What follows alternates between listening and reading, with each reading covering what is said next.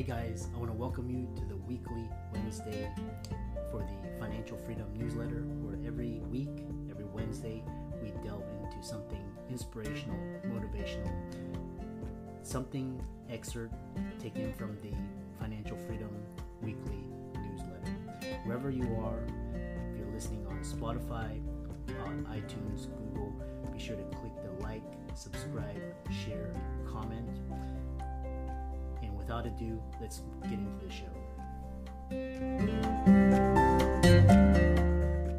Welcome everybody to this week's podcast episode for the Financial Freedom for Physicians podcast. I'm your host, Dr. Christopher Liu. And as you know, I talk about 4 different types of freedom: time, financial, location, and health freedom.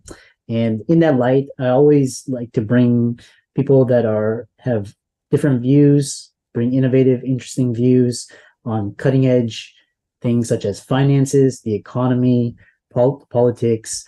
And so today we have Gene Valentino, and he is actually a serial entrepreneur, but he has a lot of interesting views on, hyperinflation, the market, the government. We're not advocating any sort of ideology here. We're just discussing, what we're seeing and how we can adjust accordingly in these crazy times. So I'll let Gene introduce himself and tell him and welcome him. So Gene, welcome.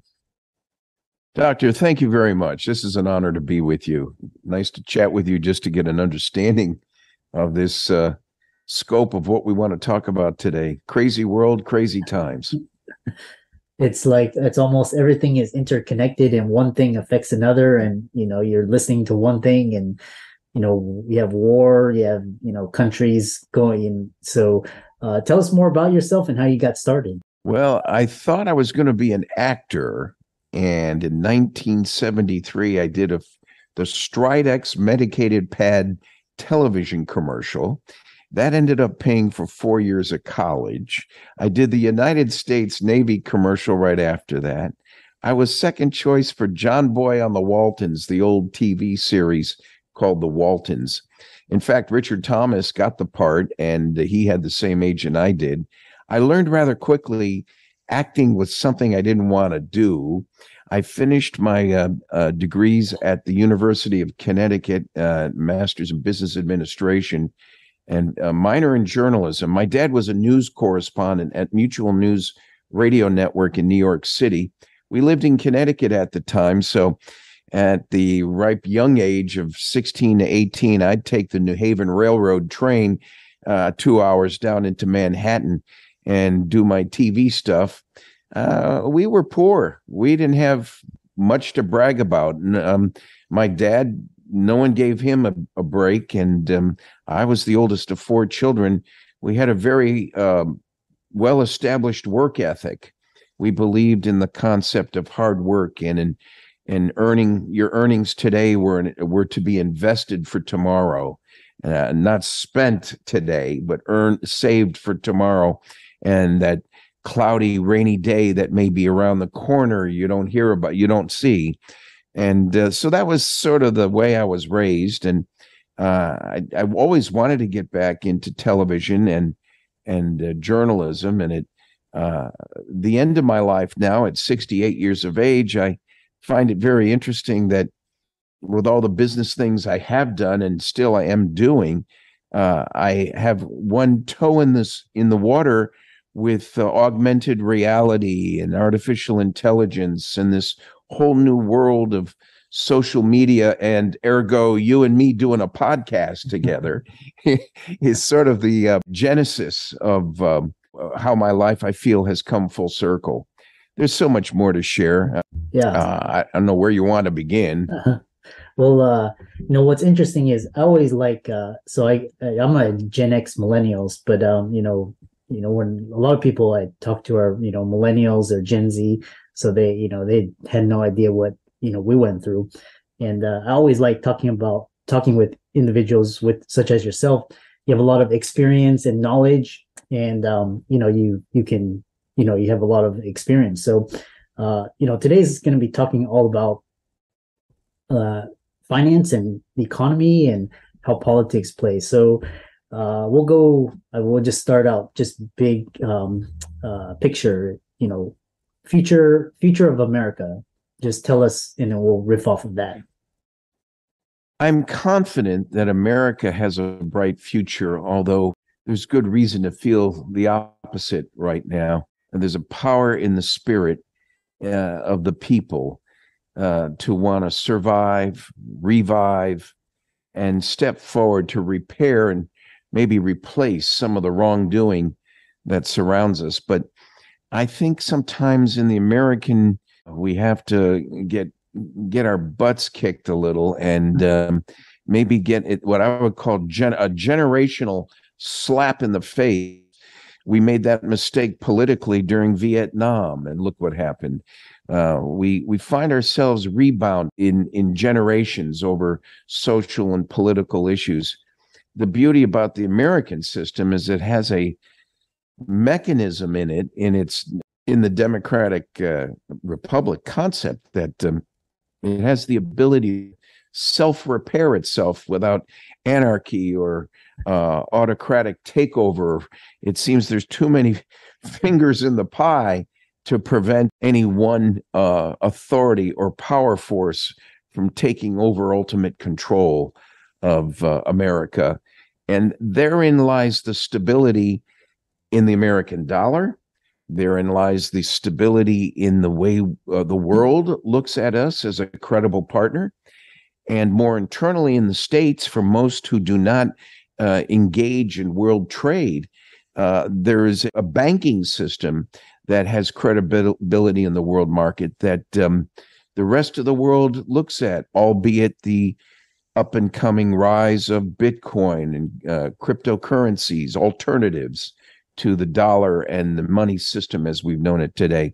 So we are going through a genesis.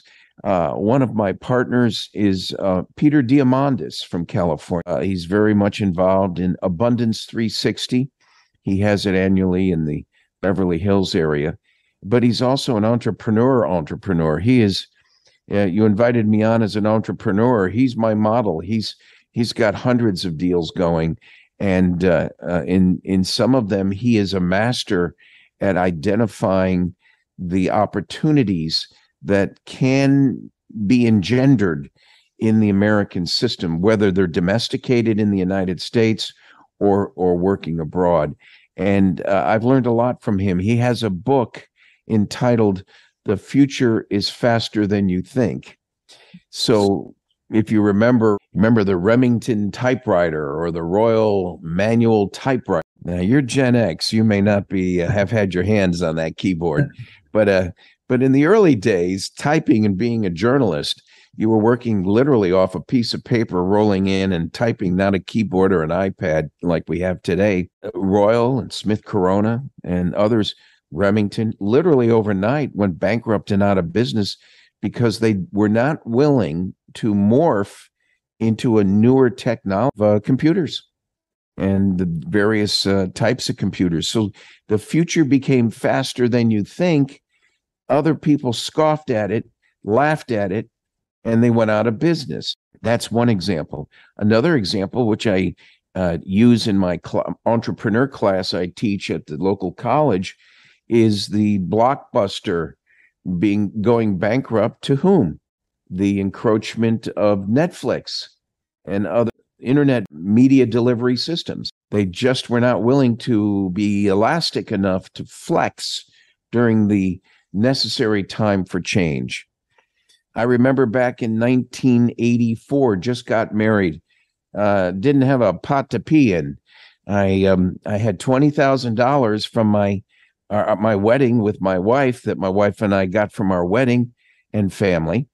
And then I had a house we had just purchased. And I there was this new thing at the time. It just came out, 1984, called a line of credit. It was an equity line of credit against the equity in your home. I'll never forget it. So I put together I took 20,000 out of the house, 20,000 out of the savings account. So I had a bucket of $40,000, and the federal government came up with this crazy idea called cellular telephone. Now, when you talk to your friends about it, they'd look at you and say, a phone the size of a calculator? You must be kidding. It was a lottery process that the federal government was putting together at the time. This is the early to mid 80s. And throughout the nation, the government broke up the country into 5 different blocks. And within each of the blocks, you created a partnership. Well, I was put into this partner without a choice with 19 other people. And we applied 1,700 times to 1,700 license areas the government had zoned out, if you will, franchise areas, for lack of a better term. And we were in a lottery process. So my family's looking at me. I took the $40,000 from savings in the equity line, and I invested in a lottery process. The craziest damn thing I ever did in my life. The lottery process was no guarantee. You spend it and you don't win the lottery, you lose it. There was no equity. There was no ROI. It was all in and not. You could lose all of it, or you would lose all of it regardless. But the return was a chance. It was a gamble. By the grace of God, on my birthday in 1980, I get a call from the Federal Communications Commission. Mr. Valentino, congratulations. You just won the lottery for RSA number 339 in Central California. I said, great. Where do I cash in my ticket? Oh, no, sir. You don't understand. You have 18 months to build a phone company throughout the Central Valley of California in the design zone of this area. Now, I remind you, I have 19 other partners I never met before. Oh, we got together and we said to each other, while the sharks were forming to take us out, and I said, we met after and we said, hey, guys, we must have something of value, because these sharks over here, the big boys in the game that preceded us by a few years, these sharks already purchased 25% interest of our partnership at like 3 cents on the dollar. These people bailed. And we looked at each other and we said, I don't know you, you don't know me, but there's the enemy. Why don't we figure out how to make it work? And we did. We figured out how to raise the money. We had no more equity in our houses. We were all poor. So and at the time, the banks looked at it as an HLT, a highly leveraged transaction. So they weren't anxious to lend money. We ended up getting a loan from Ericsson Radio Systems for about $12.5 million. And $3.5 million of it was working capital. The balance was to be used to build the towers, the cell sites, the different kinds of towers. And it was really an education for me. My trade was insurance at the time. I had a little insurance agency. The Travelers Insurance Company got behind me and took a chance on me. I had the science through the contractors we hired of learning about cellular towers. And the short story, try not to make it any longer, the short story is the insurance company, Travelers, got behind me. We formed a policy. I wrote the insurance policy called Insuracell, and I went around insuring cellular phone companies all over the country as a targeted niche just to pay my bills, because we weren't making anything. I was broke. We finally turned it on 7 days before the 18-month deadline. And with just one tower running, within the course of a few years, we had 160 towers of different styles, types throughout the Central Valley of California. Our revenue stream went from $67,000 on the first month. We had no customers. This is just roaming revenue at the time of people coming in. So we 67,000 the first month. Within 2 years, we were at $3.6 million a month in revenue. Sold the company 10 years after we turned it on. That took us up to 1996 for $125 million. Nice. So that was the start. I put my little insurance business aside and I said, let me try to retire. Planting tomatoes in the backyard lasted about 7 days. I had to do something. I was too itchy. So we formed Valentino Holdings. And since then, the story gets longer. We got into different technologies, and we just expanded in different areas. I was not married to any one, and that was the key thing. I think I was smart. One thing I'll give myself credit for is you got to be careful not to get too obsessed or married to it.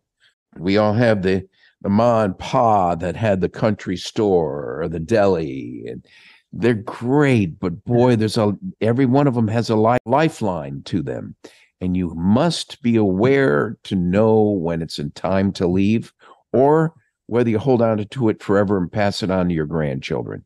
Yeah, it's so you said so many interesting things. I'm a big fan of Peter Diamandis too, and his AD 360 and his book as well, and really the power of technology. And it seems like these days the United States is kind of the best of the worst. So you see, it's kind of every country is in the same situation: excessive debt, inflation, central bank, you can name it.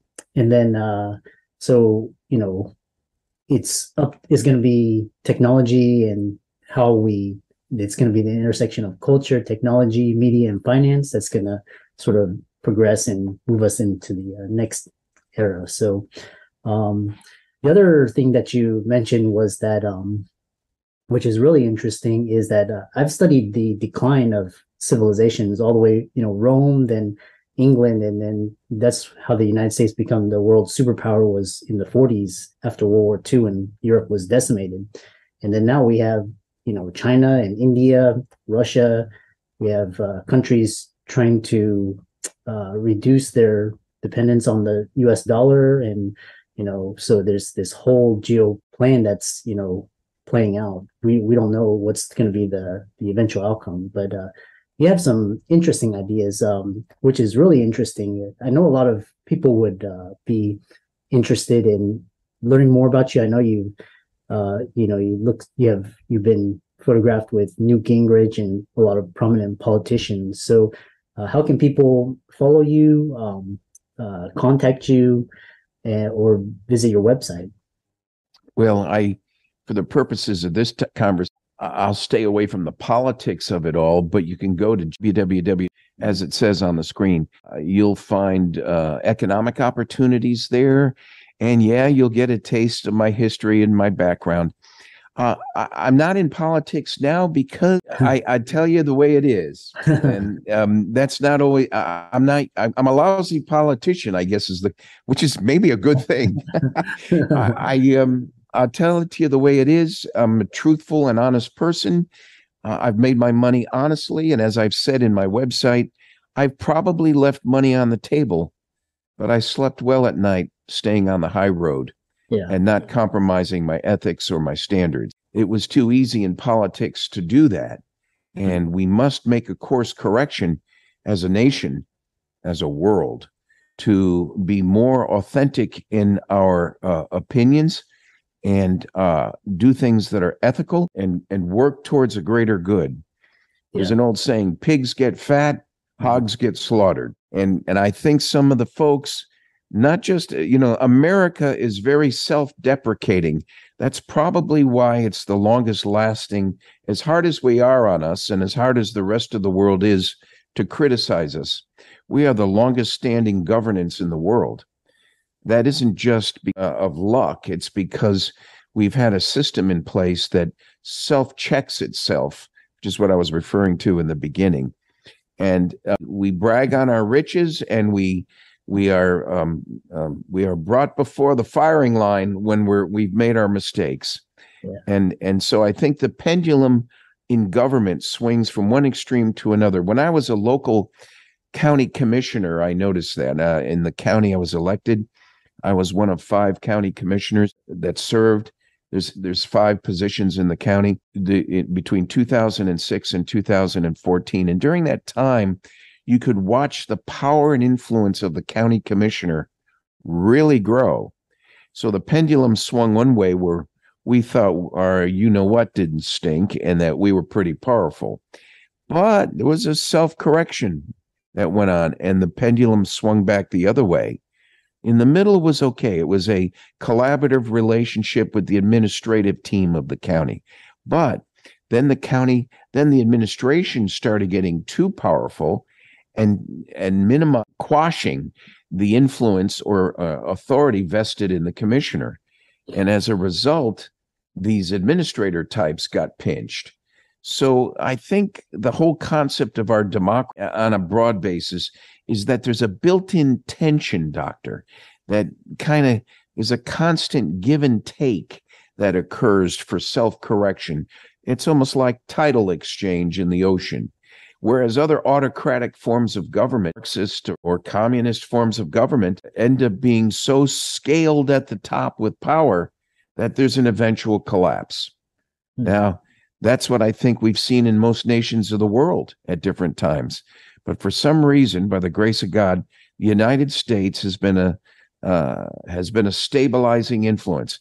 Admittedly, right now, it doesn't look that way. We are to blame for that. We reap what we sowed. And, the thing with a democracy is we voted in who we wanted. And we may sometimes regret who we voted for. That's what we're taking a look at right now, I guess. Yeah. But in this environment, it's the most stable you to consider investment strategies relative to other areas of the world where you have a great idea to bring to a foreign country. But what I might take for granted is if I was to do something in the Central America or South African country, is the stability of the government itself. Mm-hmm. So while I think I've got a good contract in place to grow a business idea as an entrepreneur, the government may come in with a new regime and say, the heck with your contract. We don't give two hoots about it. It has no standing with us. And therein goes your millions of dollars you invested. And that's the peril that you run up against. The way it's been mitigated many, many times, many places, is through a World Bank system, through letters of credit or standby letters of credit that work as sort of a bond or a guarantee that the performance will be protected, that performance will occur, that the targets will be achieved under a performance guideline, and the failure to perform is collateralized against some sort of bond instrument. That's how they've been working it in the world market. There's always a guarantee behind the contract overseas, instability of the governing entity. Yeah, interesting. This has been a fascinating discussion, and for all the listeners and audience, please check out Gene's website and resources. He has a wealth of knowledge and information experience. So thanks so much, and we'll look forward to hearing about your future success. Thank you for having me on. I really appreciate it.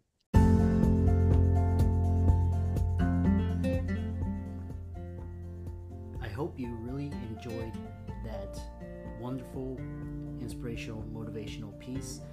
Again, wherever you are listening, if you liked it, be sure to like, comment, share, subscribe. We're on everywhere: Spotify, iTunes, Google, Amazon, Audible. And without much ado, be sure to thank this show's sponsors, and we'll see you next week.